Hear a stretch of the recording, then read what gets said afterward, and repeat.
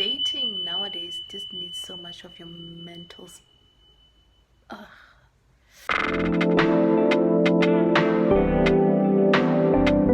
Welcome back to my channel. If you're new here, welcome. I love you already. Just to start the vibes. Make sure you're enjoying the vibes because we're producing weekly, daily content while we are reacting to everybody having fun and all of that. If this is your kind of source of vibing, subscribe and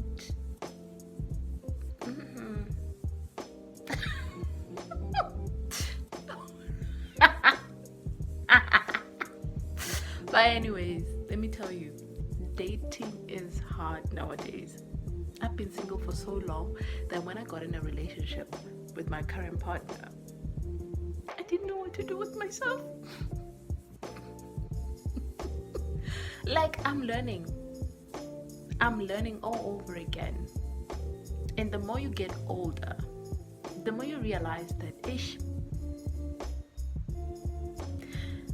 Jolo is extreme export.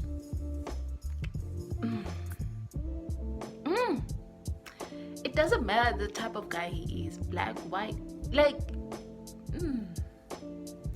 these men are a nightmare. I feel like if you want to go into dating, I suggest therapy. Go to therapy. Put yourself in the right space of mind that you'll be okay without this person. Should whatever happen, you'll be okay without this person. You need to be so much in love with yourself that you are comfortable with yourself. That's just me. That's just my opinion. Anyway, no, it's my opinion. Let's ditch.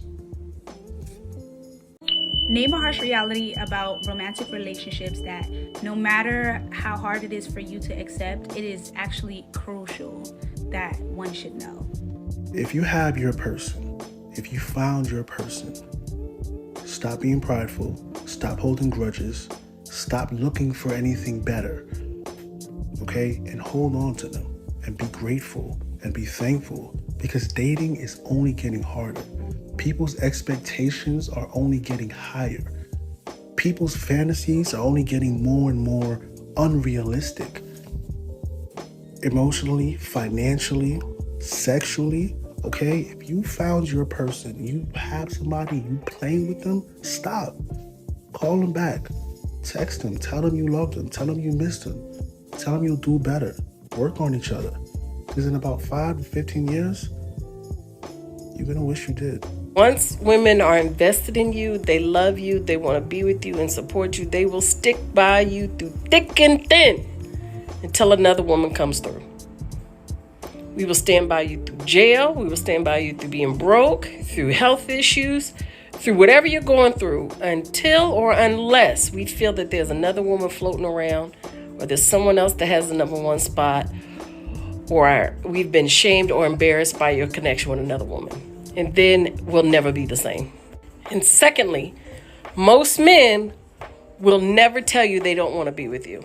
They'll cheat on you. They'll lie to you. They'll ignore you. They'll neglect you. They'll act like you didn't see what you just saw to gaslight you, but they will never tell you they just don't want to be with you. They will stay in a relationship with a woman they cannot stand to avoid being the one to end it.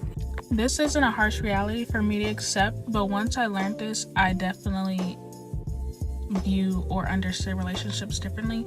And my mom would say, basically along the lines of, be with somebody if you're comfortable with who they are, even if they never change.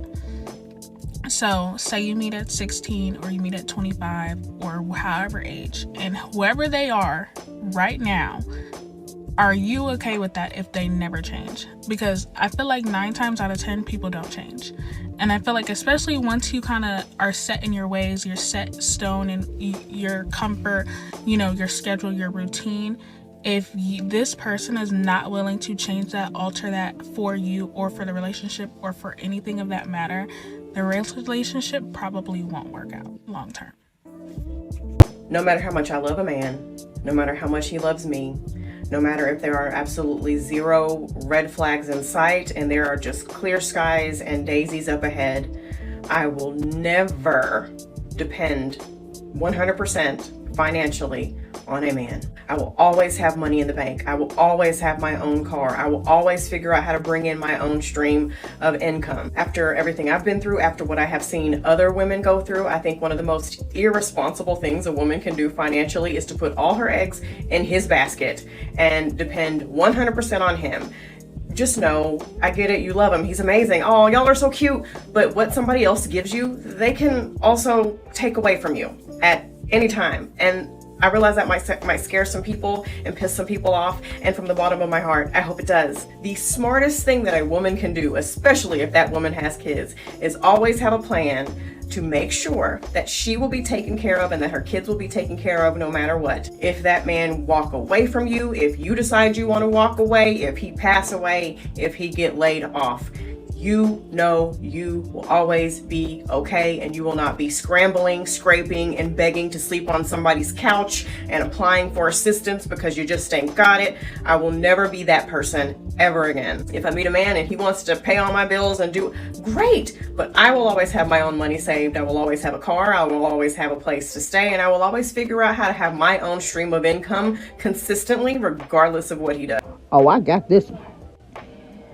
If the man does not love you more than you love him, the relationship will not fucking work. I don't give a fuck what nobody say. Ain't no we gonna make it, we gonna build this love. No. If he don't come into a relationship of loving you more than you love him, it won't last and it will not work. I don't give a fuck if y'all done built a life together, y'all got kids together, a white picket fence, y'all motherfuckers is on the deed to the house. You will be surprised at how many men are in relationships with women right now that they don't even fucking like.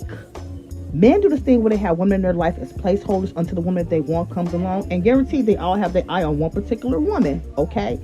And when that woman steps into the motherfucking picture, that man getting the fuck out of Dodge.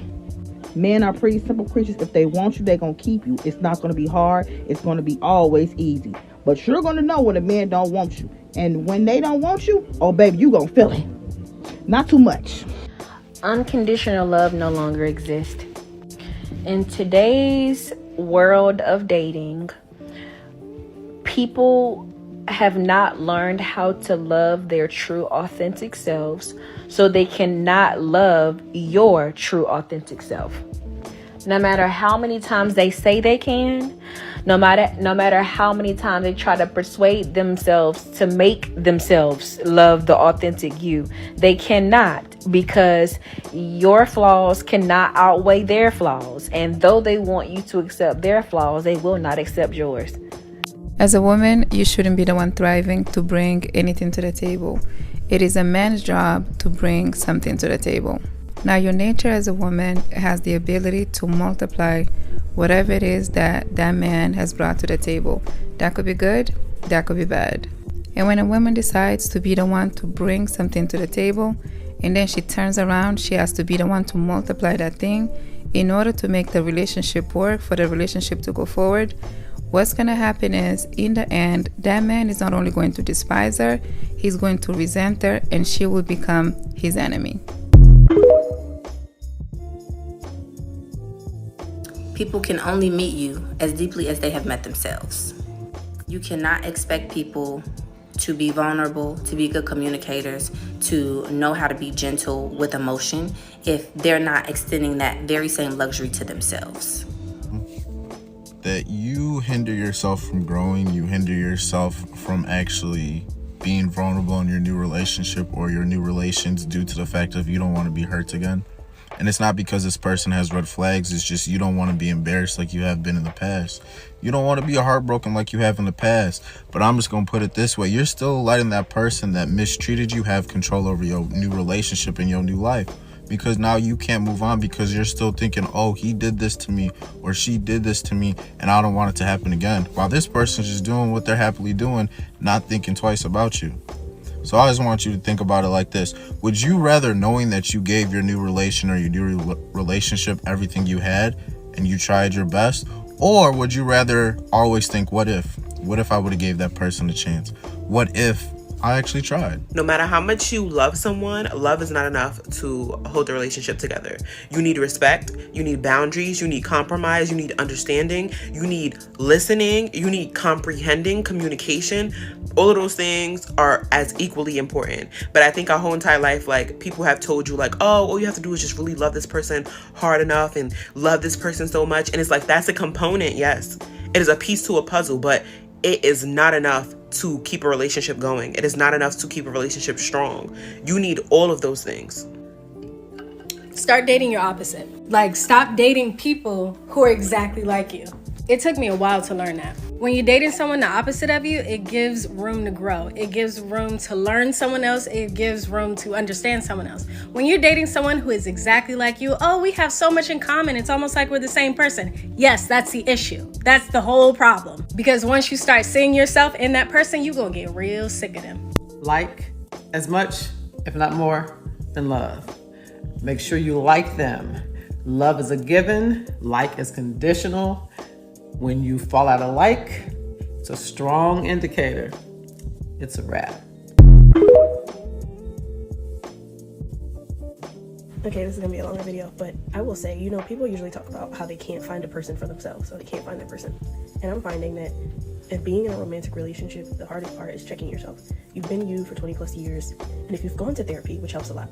In my case, I found that the little voice in my head is a fucking hater.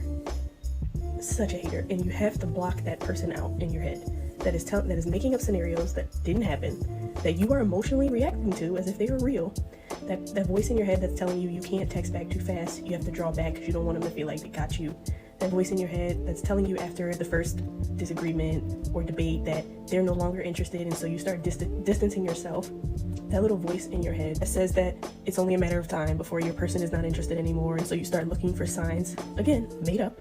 You start looking for signs because you don't really believe that you deserve this situation or that you could have gotten this situation. Anything that is self-sabotaging or making you react out of thin air, even though you've logically and emotionally established that this is your person and they have shown you, you can't give your person the benefit of the doubt that you believe that they are who they are, and so you behave against that. You're resisting against that. That has probably been the hardest thing before going to therapy, but after it's not as difficult. But once you recognize that little voice is a hater, and your person is not giving you anything to make you behave that way or doubt them or self-sabotage or question them, you have to check that. That is your responsibility to check that. And maybe it's a daily thing. Maybe you read a text wrong and you need some clarification. Communicate. Do not assume. Never assume. You know, I used to do things like read a text message knowing that the person has no malicious intent. Read a text message and determine for myself that something was off. Completely made up. And it messes up your whole day because you behave off of something that is false. Please, please, please. Check that. We have requirements, do I? I said it. And don't let the people on social media who tell you raise your standards, you can have high standards. That individual is still settling for something that they probably thought they never would. Because out of the entire grand scheme of things, the things that they're settling for are not necessarily near as important as the bigger picture.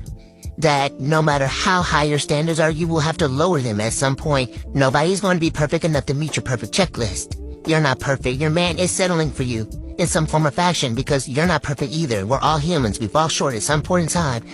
But you will end up settling for something you probably never thought you would. Definitely don't settle for any abuse, mental, verbal, emotional, or cheating. But everything else you will have to settle for at some point in time. One of the harshest realities is realizing when God has sent you that person and this person is really for you. And you may have been in relationships with people that hurt you.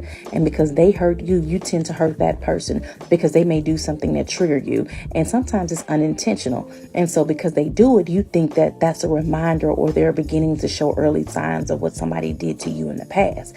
Sometimes you just gotta have grace and you gotta have patience and you have to extend that. Just as much as you want them to be patient with you and have grace towards you, you have to have grace and patience towards them. One of the hardest things to do in a relationship is trust somebody after you've been hurt so much. But just know that God will send you somebody, that person that is for you, that will do right by you.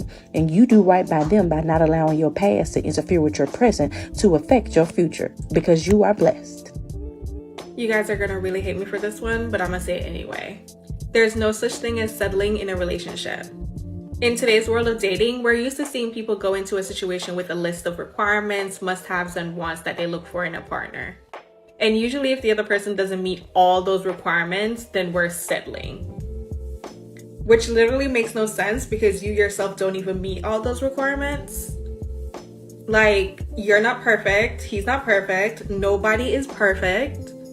So I really think that we need to get away from this settling mentality and go into situations open-minded and be prepared to compromise. Because at the end of the day, we're all just looking to be loved. Your parents' marriage will have a larger impact on your romantic relationships than you think it will. Because your parents' marriage is usually the first indicator growing up on what a healthy or not a healthy marriage looks like. And that's why if you have two siblings in one house, that's why, for example, if your parents' marriage wasn't the healthiest growing up, like it was a lot of fighting, abuse, cheating, so on and so forth, one sibling's going to look at that marriage and see it as everything they don't want in a future marriage or spouse. Whereas the other sibling, they won't really notice. They really won't see anything wrong with it. And oftentimes, a sibling who doesn't see anything wrong with it, that is how the cycle continues. And that's why sometimes if you look at deep into some family histories, the grandparents' marriage and the parents' marriage sometimes can be the same. For example, if you see your parents' marriage as unhealthy, maybe emotions were expressed in the healthiest way, you might decide this cycle ends with me. It's really hard to do that. It involves a lot of deep reflection and therapy, but it can be done.